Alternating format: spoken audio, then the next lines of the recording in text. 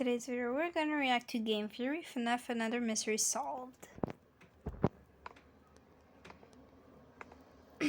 Hope you enjoy. And I'm sick, by the way. So yeah.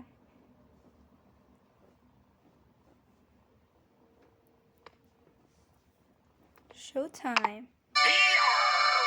You can be a pirate, but first you'll have to lose an eye and an Yay! arm. You can be a pirate. To lose an eye and an arm. First, to lose an eye and an arm. Lose an eye, lose an eye, lose an eye, lose an eye. Ayo! We're not a minute into this video. There's already violence. God damn it. This is not for... This is not for people under the age of 18, I swear. Hello, Internet! Welcome to Game Theory, the show that is, without exaggeration, thinking of reaching out to Scott Cawthon so that we can jointly buy Chuck E. Cheese's quickly dying restaurant franchise so we can transform them into what they were always meant to be, real-world FNaF experiences. Heck, they've Oh my god. already got the terrible pizza taken care of. We could probably even sell the idea to YouTube Originals and make a whole series about transforming the pizzerias into horror-themed dining experiences, which would also help mitigate the costs of doing all that. No joking here, Scott. This is something we absolutely can and probably should do. I've recreated your games before in real life, and they seem to be pretty well received. So, between my theater background and your, well, you know, your gobs of money and masterminding of the IP, I think we can make something that's really cool. And yeah, the reason I'm bringing it up here is so fans can start talking about the idea both here and on Reddit to show you how excited they are for this to happen. Anyway, let me just leave it at, you have my email. I eagerly await your response. Who knows, you've probably already bought it at this point. You're just waiting to reveal that fact to the world. Speaking of Chuck E. Cheese restaurants, the grandpappy of FNaF, I actually have a theory in the works about those pizzerias that any FNaF fan will enjoy. The episode will be going live in the next few weeks on my newest theory channel, Food Theory, which, if you haven't checked out yet, you totally should. Link is down in the description. Yes, it sounds I love food. like a joke. No, it's not. We've not only got episodes about Chuck E. Cheese on the way, but also horror episodes like how the ghost of KFC's Colonel Sanders has been cursing people for decades. Yes, it is a real thing that we are currently researching. It's the same science, math, and over-research that we do over here, except, you know, on real-life topics. And for concept, we've got to reach that Hurry up. milestone daily dose of break subscription. Gruesome in the series. Here this month, the latest Fazbear Fright book, Step Closer, hit store shelves, and even though it has a super forgettable name, the stories inside of it are epic. Not just because they're some of the most gruesome in the series. I mean, page 1 literally starts with a dream sequence where a kid's eye gets popped by Foxy's hook, but because of the lore drops that are happening in this thing. Wait, what? A child's eye gets popped by Foxy, maybe because he wanted to have under a pirate child. They Anyway, are I don't huge. Up until this point, the Fazbear Frights books have given us interesting concepts to chew on, fleshing out the world of FNaF and giving us new I like Chuan, and then it was like, ah, rah, rah, rah, rah. insights into events that we already had a pretty good handle on. It's been useful, certainly, but nothing too earth-shattering. Animatronics can have people stuffed inside of them. Confirmed outright Really? I didn't knew that. Just kidding, I knew it. in Book 1. People can have animatronics stuffed inside of them. Confirmed in Book 3. Everything is powered by human agony. The missing children's incident probably happened in 1985. Animatronics Nice. can steal identities. Humans can be body swapped with animatronics. Golden Freddy might have multiple souls trapped inside of him. Yes, he does. Ghosts might be able to escape from their animatronic prisons to lure more people to them. Like, there has been a lot across all of these stories, hence why I've been covering these books so much. But Step Closer's lore drops are attacking some of the biggest lingering questions still in existence from these games. The ones presented to us by the two most frustrating games in the franchise, FNaF 4 and FNaF 6. Questions that are still hotly debated by the FNaF community. So today we're looking at the first of those debates, the ones related to FNaF 4, and looking at what those answers mean for the rest of the series. Today, we confirm the identity of this guy, the older brother, Foxy Bro. What?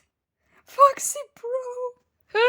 Real quick though, before we get to the meat of this theory, let's quickly speed our way Yeah, through my love. probably the least important story of this new trio, the middle one titled Dance With Me. In it, we cover Casey, a young woman who's coming from a tragic childhood. She lives on the street picking pockets and nabbing purses. One day, she Oh my god, diamond pickaxe. robs a mother and a young girl outside of Circus Baby's Pizza World, which we're told has itself a big red door. Woo, woo, woo, woo. Potentially important detail alert. Anyway, one of the items that she nabs is a set of cardboard glasses. When Casey puts them on, she sees a hologram of Ballora spinning in the distance. Weirded out by this, she has other people try the glasses on and no one else manages to see Ballora. From that point onward, each time she puts on the glasses, the hologram gets closer and closer, which begins to freak her out to the point of her leaving town and trying to put her life back together in hopes that it gets Ballora to leave her alone. A couple cities and failed jobs later, Casey eventually decides to return the stolen items to the mother and the daughter, hoping that it'll make amends. The family welcomes her in and forgives her, but when the little girl Isabella puts the glasses on, she not only sees Ballora, but she immediately begins dancing. It's a very vague ending because it's unclear whether Ballora, who was one step away from getting Casey, instead nabs the girl because she's the one who puts the glasses on next, and the dancing is the girl becoming possessed, or if it's the girl just excited to be dancing alongside one of her favorite characters, Ballora. Anyway, there's not a whole lot to talk about with this one. The technology is super strange. Freddy's is apparently advanced enough to have holographics that work in cheap cardboard glasses for kids. That would be strange enough, but there's also some extra weirdness that the holograms can interact with the physical world. We see throughout this Yeah, that's kind of weird. story that this Ballora hologram kicks up leaves and causes them to swirl around her. To quote from the story, there was Ballora, pirouetting among the colorful fall leaves. As she spun, the bright leaves were sucked into her vortex. For a few seconds, Casey admired the beauty, but then she thought,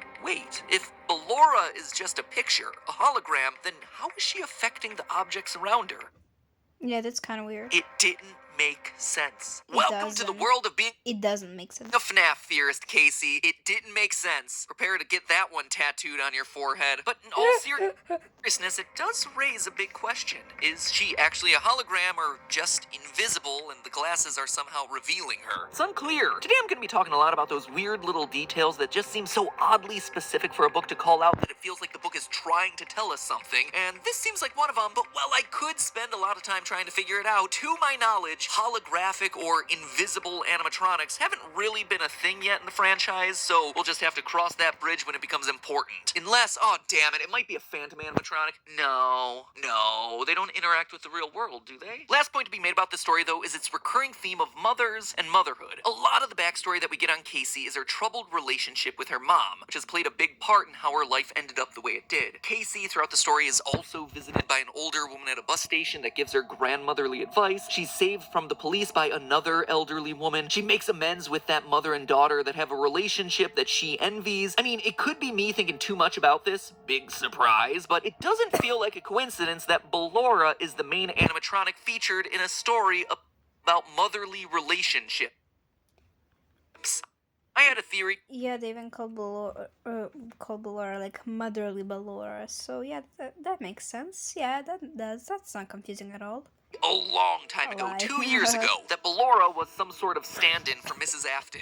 Not in any sort of creepy way, get your mind out of the gutters. I mean that she represents the wife that William Afton lost, or divorced him, or most likely that he abandoned in the aftermath of his daughter getting clawed to death by Baby. I mean, just look at the song that Ballora sings in Sister Location. Why do you hide inside your wall when there is music in my hall? All I see is an empty room. No more joy, an empty tomb. An empty I know tomb, that song. aka the bedroom of our tragically deceased child. William What? How is he diseased?